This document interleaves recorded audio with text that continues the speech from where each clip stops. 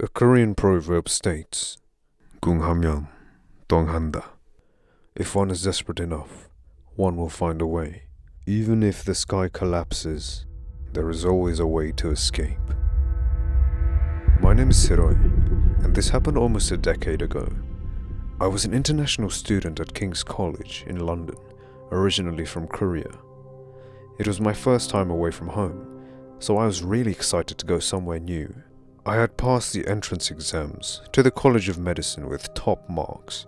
Only 13 to 15 of every 100 candidates were accepted into King's College, so I was honored to be one of them. My parents were so proud of me that they rented me an apartment near London's Chinatown. London's Chinatown is famous for the celebration of the Chinese New Year, but this is also the place to go if you're craving some boba tea or fried chicken. One day, my friends Yi Chen and Jun asked me to come with them to eat at Chinatown. On the way, we saw a restaurant that none of us had been to before. Needless to say, we were intrigued. Its name was Janga Restaurant. It was hidden behind an unmarked door on Gerrard Street. That's probably the reason why we'd never seen it before. We climbed the stairs and saw a 3-floored warren filled with some incredibly adventurous Korean cuisine. There were some annoyed glances amongst the Korean staff when we sat at the corner table, but we decided not to pay any attention to that. Although the service was terrible, the food was delicious. So for any of you folks watching, just remember, if you want some authentic Asian food, you may have to bear with the staff, but I think it's worth it. About 2 hours later, my friends and I had finished some amazing hot pot and downed at least 3 bottles of soju each. So naturally, I had to make an appointment to the restroom. Despite being drowsy from the alcohol, I was able to find my way. However, on the way back, I had made the wrong turn, and that was the beginning of the worst mistake that I had ever made. I was lost and I needed help, but I made another mistake when I opened a door leading to an inner room. The room looked like one of the labs in my university. There were several people inside in full laboratory attire. I could sense that they were rattled when they saw me, despite their faces being hidden in their N95 masks. When I looked at the far end of the room, some men with automatic rifles were stacking neatly packed white powders inside statues. My legs felt wobbly with this discovery. I realized that I had to get the hell out of here as fast as possible.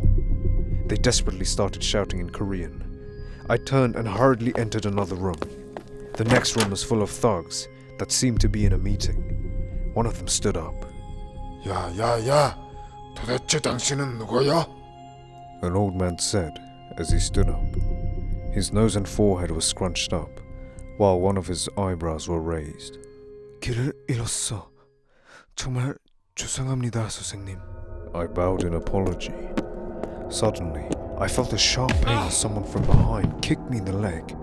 I was so confused by the sudden turn of events that all I could do to defend myself was to cover my head with my hands as punches and kicks rained down on my body. I blacked out. I woke up to the sight of the same old man. He had broad shoulders and was wearing a suit and a lot of gold jewelry. He stood up and grinned when he saw me open my eyes. 초대배치에는 손님이 개있어? I hope you enjoyed your meal. It might be your last one, he said with a menacing grin on his face. I was surprised to hear Jun and Yi Chen's muffled cries. They were each tied to a chair, just like me. I could see that they were severely beaten up as well. Please let us go. We haven't done anything wrong. 제발, 선생님. The old man was relaxed and exuded confidence in his movements. He signaled something by raising his arm. Upon seeing this, one of his men went to me and slapped me in the face. He grabbed me by the hair and turned my face towards the old man.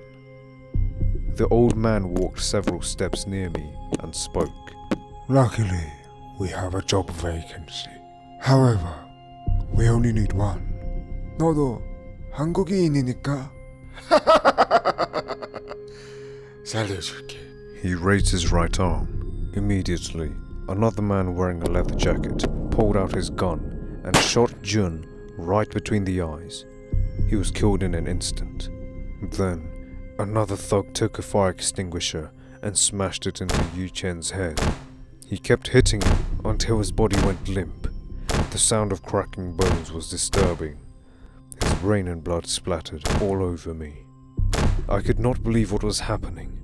I was horrified to think that this was all because of me. If only I had made the right turn. How did I end up in this situation? I wept in agony as I saw my only friends murdered stone cold. They found every single piece of information they could, where I lived, who my parents were, and what I did on a daily basis. They took copies of all my IDs, including my passport. I was warned not to say anything about the incident, and if any of it leaked out, I, along with my loved ones, would certainly die. Stupidly, I believed every word they said. They dropped me in an area where there was no CCTV and was told to go home and wait for instructions. After this, I discovered that Jangar restaurant had connections with the Triad group. It was a Korean branch of the 14K, which was a Triad group based in Hong Kong. It had moved to London in the early 1990s, led by the boss, Shan Chu Lee. One day, a guy named Dong-sik showed up at my apartment. As soon as I opened the door, he pushed me inside and pointed a gun at my head. I was so afraid that I pissed myself in absolute fear. He put his gun away and threw an old Nokia brick phone at me. He looked at my wet pants and howled in laughter. 야, 걱정하지 마. 그냥 농담이야, 바보야. 이제 내 정화를 기다려? 오케이? Good boy. A few days later, I was told to go back to the restaurant and pick up a statue and drop it at a specified location. I was so traumatized that I did anything they said. And as days went by, I became their drug mule. I opened the bag of cash, £300,000. It was the first time that I had ever touched that kind of money, but I was terrified at what it represented. I took out my phone and searched for UK laws about drugs. I got absolutely terrified. I was either going to be intercepted by the police and sent behind bars, or I was going to get killed by rival gangs. What choice did I have? One night, I was summoned to go to the restaurant. I was so scared that I was shaking as I entered the door. They brought me to an inner room and asked me to swallow a pack of heroin. They put it in a balloon, and I was made to ingest it under duress. It tasted pretty awful, and it was very hard to swallow. But the fear of death would have made even the bravest of men do anything to prevent it. I overheard that they were planning to send me to Belgium to deliver the goods. I felt extreme discomfort. My sweating and breathlessness increased even more. An oppressive pain like a huge rock in my stomach took over. 괜찮아. Just do as we say and you'll be safe. Dong-sik said as he patted me on the back. There were at least 10 men inside the room, so I was too embarrassed to make eye contact with any of them. The old man suddenly entered. Everyone stood up and bowed. 야, 정식이. 형전의 상황은 어떻습니까? He said as he lit a cigarette. 불행히도 그곳은 우리의 라이브를 위해 점령됐습니다. 그들은 모두를 잡았습니다. 그리고 He paused. I could tell that he was hesitating to tell the entire story. 빨리 말해. The old man glared at Dong-sik. 우리가 보낸 사람들은 돌아오지 않았다, 사장님. Dong-sik looked down at the floor and started shaking and sweating. 야, 씨발 새끼야. The old man burst into a fit of rage and picked up a chair. He smashed it into the ground and trampled it to pieces. Sir, are you sure we don't have anyone left? Dong-sik asked. The old man turned to me and smiled. I arrived at the Buddhist temple in Fitzrovia, London, conspicuously holding a duffel bag. I was so tense that I could taste a salty sweat trickling down my forehead. But I tried to compose myself. It was hard to stay calm when I could feel my stomach bulging full of drugs. I removed my shoes and left them at the door. This was the rival gang territory, and everyone sent here was not heard from again. I had to blend in, make the drop, and get the hell out of here. Within 5 minutes, I dropped the bag in the designated area and made my way out of the temple without any incidents. However, my shoes had completely vanished. I was so afraid that I just wanted to leave as fast as I could, so I removed my socks and tossed them away. I frantically ran to the bus stop barefoot. I was desperately trying to flag anything that could take me away, but there was none. Suddenly, I saw a man running towards me. Leave this place right now. It is not safe, he said, and continued running. I was so confused about what was happening, because I had never seen that guy before. As I was waiting at the bus stop, I noticed 2 middle-aged Asian men standing about 5 meters away from me. I assumed that they were harmless, just waiting for the bus, like me, so I didn't mind them. Not long after, I heard a whooshing sound run past me.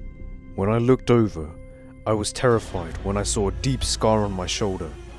I looked down at the ground and realized it was a makeshift arrowhead. Being clueless about the situation, I looked at the 2 men and saw that one of the guys was reloading an arrow while the other one pulled out a knife. I started sprinting off into a random direction. After a few blocks, I saw the guy who had told me to get away was sprawled across the ground in a bloody pulp.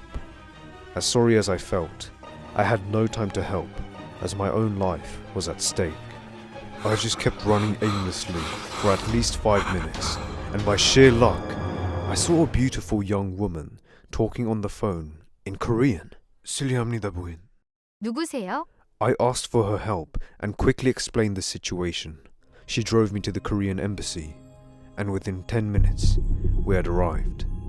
I told them about everything in the ambassador's office and sought protection for my family in Korea.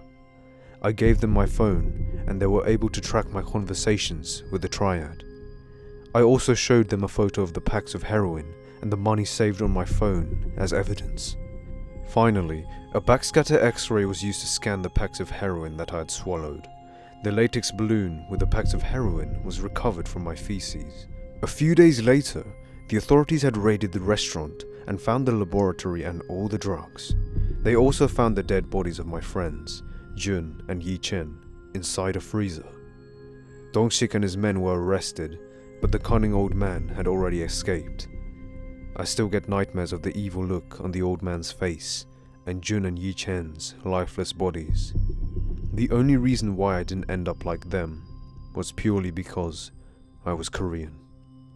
But luckily, I managed to do well in medical school, and after about 7 years, I graduated with a bachelor's degree and a master's degree in medicine. And that young woman who helped me escape, well, we actually got to know each other quite well, and recently we got engaged. So I guess I would have never met her if this strange experience never happened. But yeah, it's been a decade since this occurrence, and I'm glad I can finally put this to rest.